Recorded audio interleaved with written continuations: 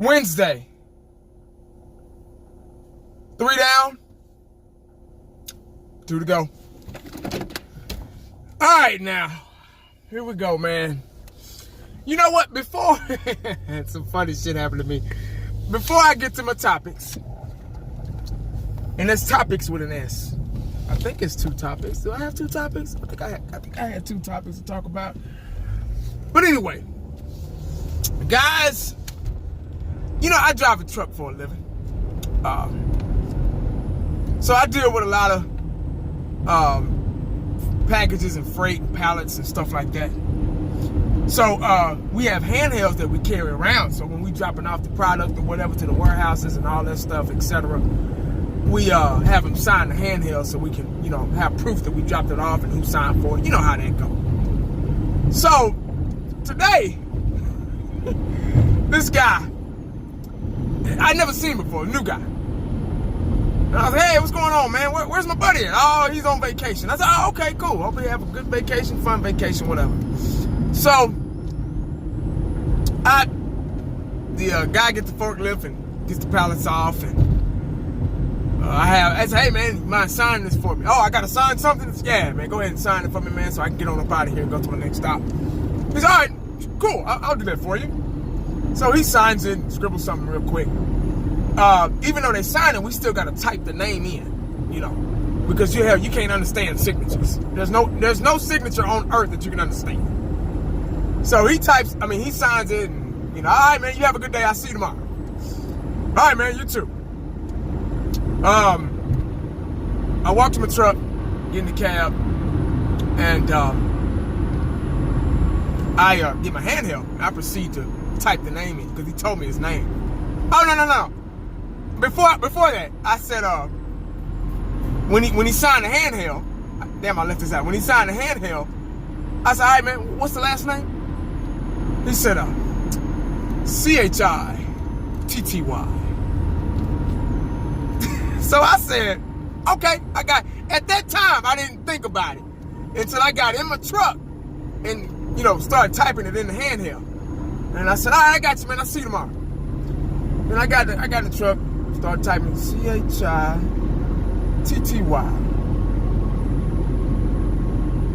And I sat there for about 15 seconds.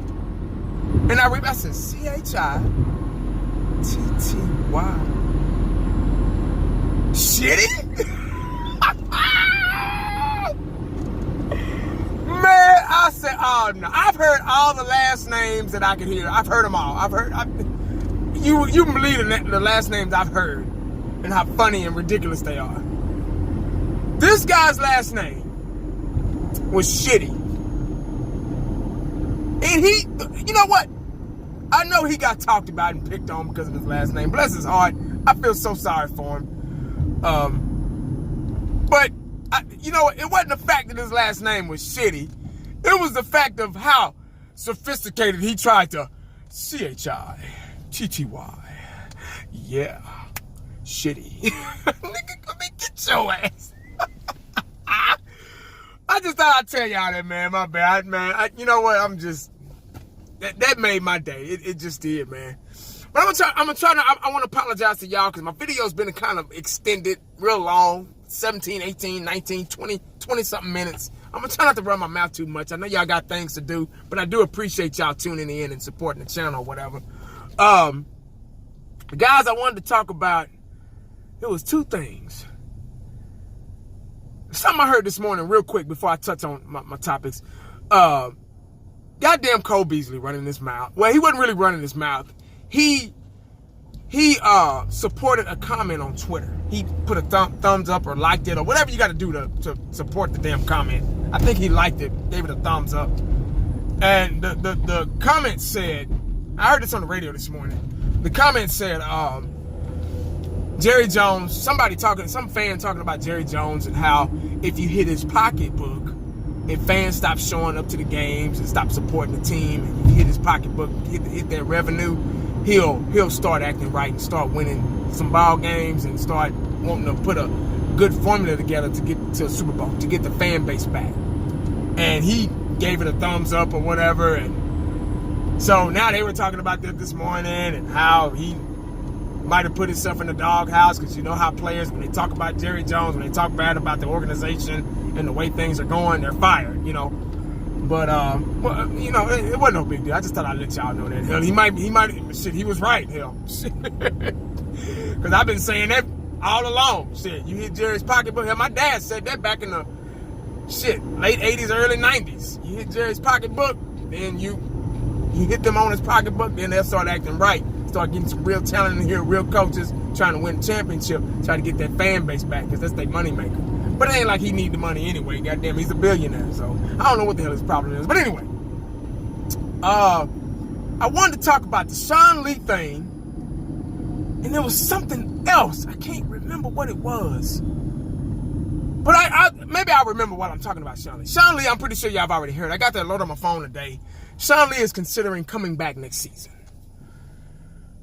Oh, man. Sean Lee. Here we go. This is another one. This is another one like Witten. This is another one like Romo. This reminds me of that situation. Now, Sean Lee, what he at? What, 30-something tackles this season? Maybe 30 on the dot. Played 7 games. I love Sean Lee to death. And, you know, we're all talking about, oh, he needs to retire. We got to get rid of that guy. He's got, man, it's 10 million hit against the cap. He's willing to take a pay cut, you know, because he understands. He's at that age where he's a veteran. He understands that he needs to step down to let the young folk come in and get their money and all that stuff. Kind of like Dirk, you know, kind of like Dirk did for the Mavericks, or Dez was probably gonna do for the Cowboys. I don't know if he was gonna do it or not, but hell, they ended up fired his ass anyway, so it don't matter. But this is when I think of Sean Lee, if it wasn't for his hamstrings, if they weren't shot like they were, he would still be an impactful player. He still kind of is, you know. Him kind of being out of the rhythm, not playing full seasons, it kind of hurt him a little bit. You could tell he was a little rusty. He was shooting the wrong gaps and all that stuff. Sean Lee is normally a general. He can see a play before it even starts. But this season he was 7 games. That's not enough, man. But what I will say, this reminds me of the Dak Prescott thing. I mean, the Tony Romo thing. 2016. And I love using 2016 as examples and analogies and all that stuff, because it was such a good year for us. And there's plenty of ammunition to go from that season to using topics and things like that. 2016 season. Got Dak Prescott. Dak Prescott, he could do no wrong. Came in, shocked the world. Shocked Cowboy Nation, most importantly. Because we were looking for a quarterback. We were looking for somebody else besides Romo. Romo did great things for the organization. Romo made miracles happen, but we just couldn't get a Super Bowl out of him. Thanks to the coaching staff and the front office. Almost there, but we just couldn't get it. Couldn't win the big one. Well, not the big one, but divisional round, you know. Romo was great. I loved Romo. Romo was a gunslinger. He took chances. He was accurate at the same time. Sometimes he was off, you know, yada, yada, yada. He was another Brett Favre, you know what I mean? But Romo got hurt 2016, beginning of the season. Still don't remember if it was preseason or what, but I know it was the beginning of the year. Dak Prescott came in, boop, boop, boop, boop, had Zeke, boop, boop, boop, boop, touchdown, touchdown, touchdown. Could do no wrong. 13-3. Only team we lost to was the Giants. Philadelphia didn't count because we was trying to get into the playoffs, and it really didn't matter. We just kind of threw that game. So only team we really lost to was the Giants.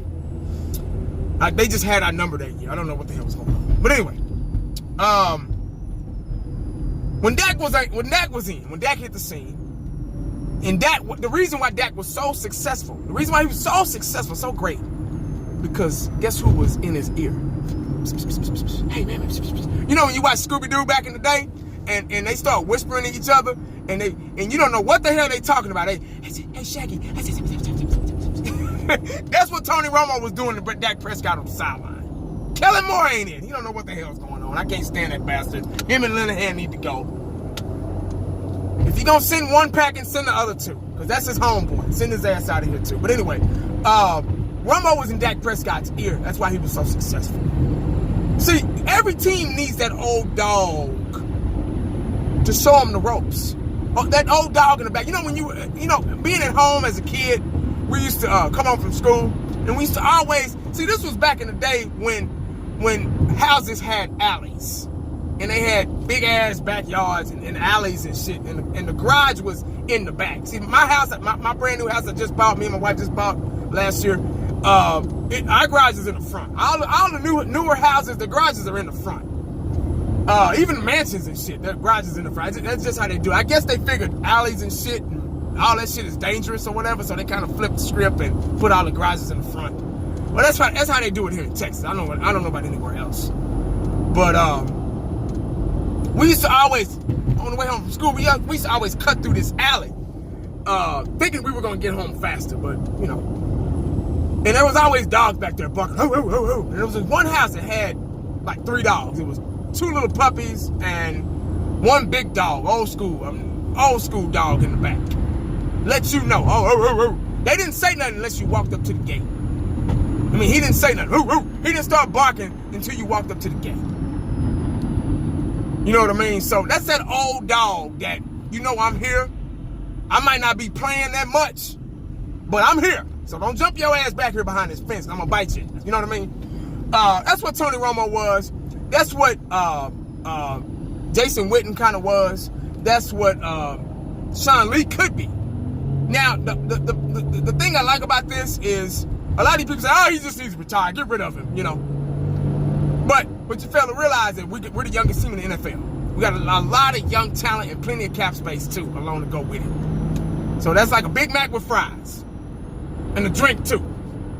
And 2 apple pies to go with it. You know, the 2 apple pies you get for $1. I don't even know if they do that anymore. I haven't ate fast food in about a year, maybe 2 years. So, but used to get the Big Mac and the fries and drink. And I need 2 apple pies to go with that, player. No, but it'd be good if Sean Lee could stick around and be a player's coach. Everybody say, oh, he could be a coach. He could be a coach. Well, it's the same thing, you know. But he can get in on a couple. See, I think the reason why they put Sean Lee in the LA Ram game when we in the playoffs, we got our asses handed to us, because they figured that he had the experience and he could get in there and make a difference. He can kind of sniff things out like that old dog can do. But they just had our number, man. They didn't shit. It didn't matter. God damn it, we just got our asses kicked.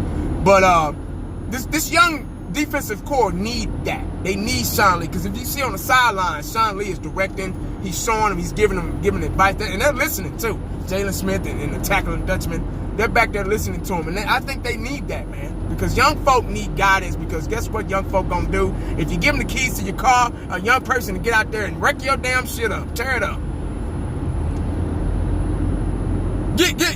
Buy an 18-year-old or buy in between the ages of 16 and 23. Buy them a brand new car. See what happens. Just get them a car. See what happens. Either they gonna get tickets up the ass, or they gonna tell you they gonna wreck your shit up.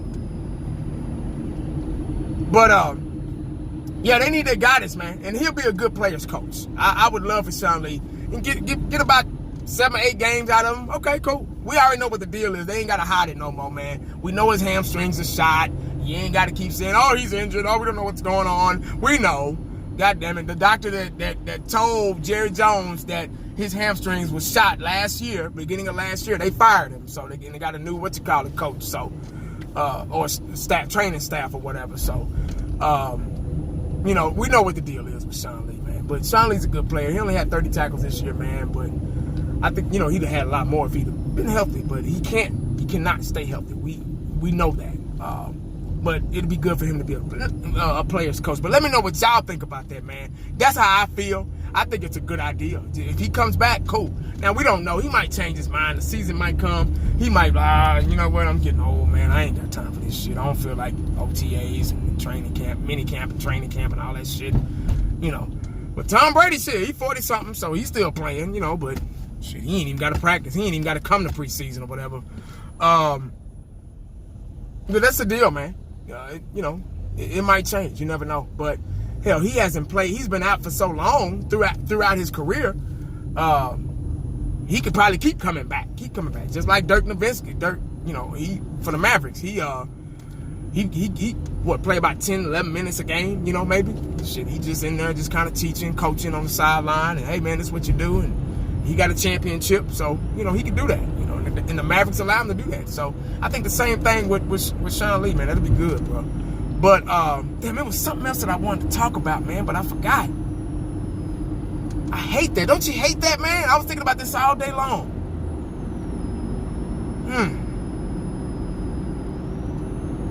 Oh yeah. I made the video Monday morning. The Monday after the slaughter, when we got our asses kicked by the Rams. And I kind of hate I made that video. And I was talking about the Rams knowing our scheme. My buddy that worked for the local radio station here, he called me early that morning. And I talked about it with y'all, through that video I made on Monday. Now everybody's talking about it. It's on Skip's show. It's on Stephen A. Smith's show. It's Colin Cowherd's talking about it. Everybody knows about it because the lineman sat there and one of the linemen sat there and said, hey man, thank y'all for the tips and all that stuff, and bragging about the shit. I'm like, damn, I'm trying to keep it on the down low, on the hush hush, but shit, I'm like, hell, it's out there now. I mean, might as well. But it looks bad now because Skip, he's a Cowboy fan, diehard Cowboy fan. A little crazy, but he's a Cowboy fan. And, he was coming up with all these excuses. I'm not the one for excuses. Talking about the cleats and the grass. It was slippery out there, and they knew the plays, and they knew where we were coming and going and all that stuff. And I told y'all, look here, man, I ain't down for that shit. I was just letting y'all know what the word was. I wasn't using it for excuse. I was the first one to say, hey, man, we got our asses kicked. Regardless if somebody know your playbook, if they in a huddle with you, if they in practice with you or whatever, if they hiding in the damn lockers or hiding under the bleachers while you're practicing here at the start of the Frisco or shit. It don't matter. You still got to execute. You still got to execute, man. Just like Jordan, like the example, the analogy I used the other day.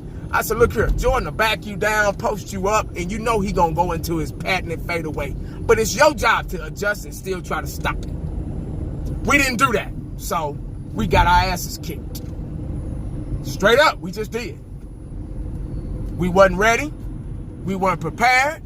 I don't know if they were out in LA and partying and shit. You know how it is when you go out there, you think differently. It's Hollywood, you know what I mean? So all them young guys, man, you just never know, man. You never know what led up to that massacre, man. But I want people to stop talking about it now because I don't want that to be an excuse. Oh, look at Dallas Cowboys, they crying, man. They I don't know. I don't want that shit. Look, y'all won, cool. We'll get your ass next year. Y'all got to come here next year. We got y'all on the schedule, and we'll see what happens. We'll payback's a bitch. Karma's a motherfucker. If y'all were cheating, if they were cheating, karma's a bitch. It is what it is, But it looked to me like they won fair and square. So I'm not the one for excuses. Because I don't want nobody to say, oh, man, you just mad because... Nah. We lost. It is what it is. We get ready for next year. And it's funny how, it's a blessing being a Cowboy fan, too. And this is the last thing I'm going to talk about. It's the last thing I'm going to say. Because I know when we lost... When we were losing, before that game was before that game was over, I was thinking in my head, I was like, my damn, the season's about to be over.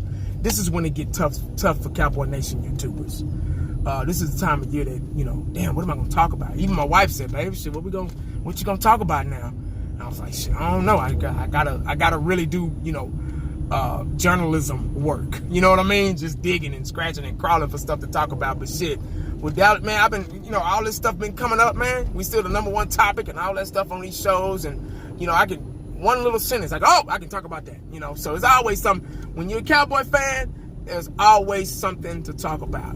Always. So that's why I said I ain't going nowhere. When we lost that game, when that clock said 0-0-0, I knew. I said, hey man, you know what? I ain't going nowhere. Y'all gonna see this pretty face some more. So all during the off season, all doing whatever. But make sure you stay cowboyed up and prayed up, because you never know what the day is gonna bring you. Holla back at your boy.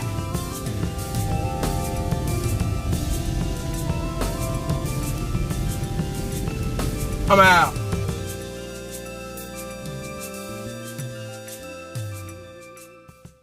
And the only thing else I got to say is,